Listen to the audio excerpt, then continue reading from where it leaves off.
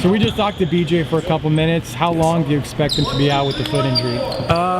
We hit 4 to 6 weeks, somewhere around there with the fracture in his foot.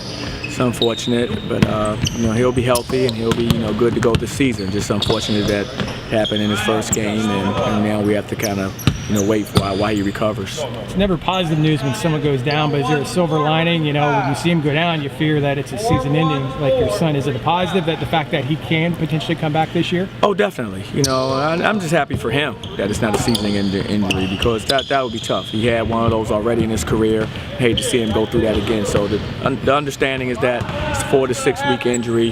He should return and he should be as good as new, and so we're excited about that news, and we'll work with him through the process. What's the mood like with the team? How's Aubrey and Todd, not BJ, kind of with the injuries that have gone on early in the season? Our mood isn't bad. Our guys have, they understand that it's part of our game, and it's unfortunate. And like I said, all except Aubrey, which is a season-ending injury. The rest of the injuries are things that happen where you can come back from, relatively fast. And in Taco's case, of course, sooner than BJ. Of course, BJ's just out now for 4 to 6 weeks. So, but it's something that we have to go through, and I think we can be better from this based on how we perform and how some guys step up. And so hopefully when that happens, we can be an improved team actually. Who steps into that role? Stepping up, you talked about how you wanted BJ to kind of lead this team, and with him out now, who do you kind of look to in terms of being that main leader? Well, I need Terrell.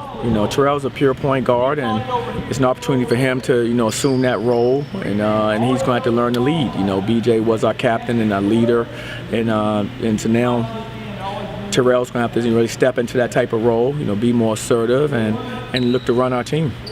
Good to get the guys on tape the other night, look at some things, correct some things, and then get right back at it tomorrow night? Definitely. We saw a lot that we could improve on, the other night, and that's what you expect this time of year.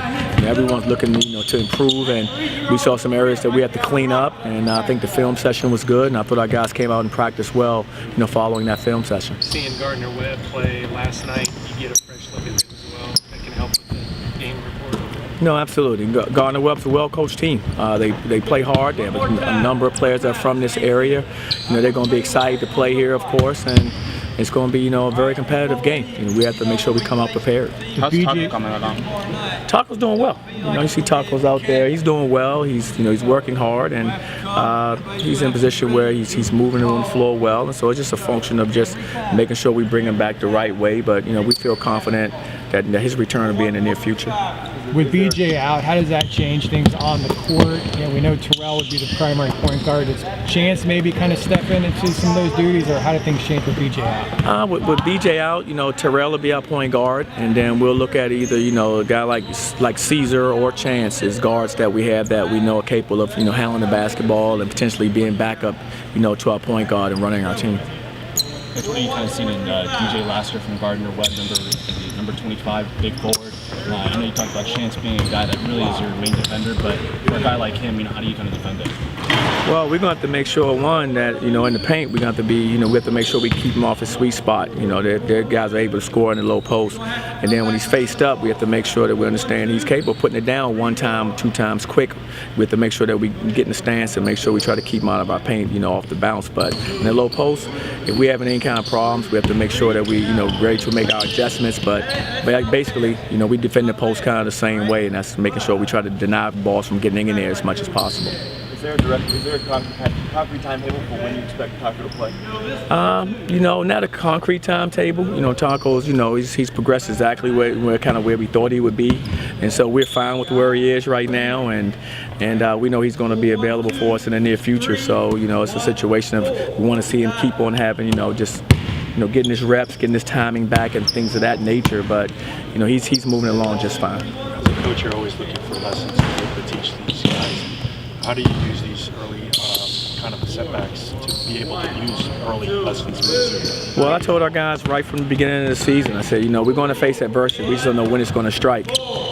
And of course, I didn't know it was going to strike in game 1.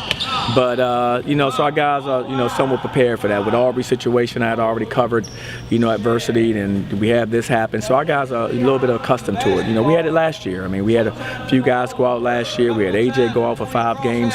We had BJ go out for 7 games. So those guys missed 12 games of our season last year. So, you know, we had to respond. Guys had to step up, and they did last year, and we need the same thing to happen again this season.